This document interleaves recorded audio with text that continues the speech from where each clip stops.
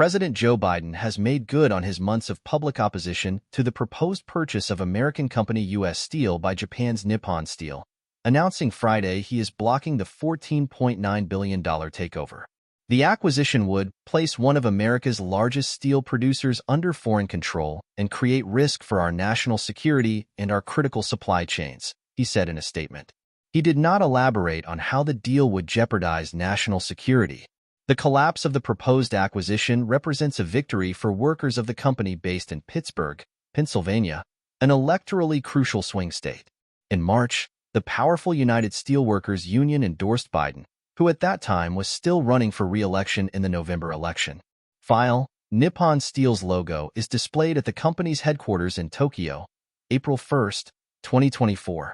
Report: Panel unable to reach consensus on Nippon's U.S. Steel bid.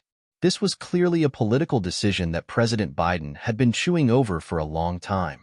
He is determined to demonstrate that he's going to protect American workers, and particularly in the steel sector, said Matthew Goodman, director of the Real Econ Initiative at the Council on Foreign Relations.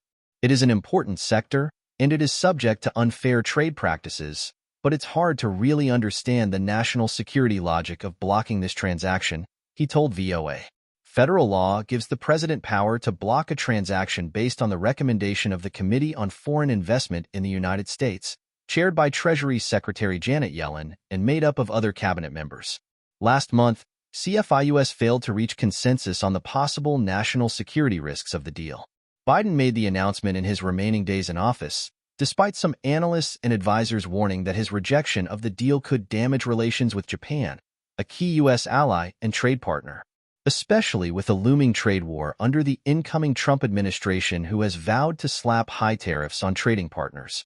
We need allies, especially in the war, a potential war against China, said John Ferrari, non-resident senior fellow at the American Enterprise Institute. Japan is a staunch ally in the Pacific. They have prowess in shipbuilding and in manufacturing, and so we need them, Ferrari told VOA. Allowing them to invest in the United States would make us stronger. President-elect Donald Trump, who is set to come to power on January 20th, also opposes the acquisition. In a November social media post, he vowed to block the deal and to use tax incentives and tariffs to grow U.S. steel. Trump says he will block Nippon Steel from taking over U.S. Steel. Both Nippon Steel and U.S. Steel have vowed to pursue legal action, citing that the U.S. government failed to follow proper procedures in considering the acquisition. The president's statement and order do not present any credible evidence of a national security issue, making clear that this was a political decision, the company said in a statement. Following President Biden's decision, we are left with no choice but to take all appropriate action to protect our legal rights. The announcement followed other protectionist moves by the administration. Last year, Biden tripled tariffs on steel imports from China.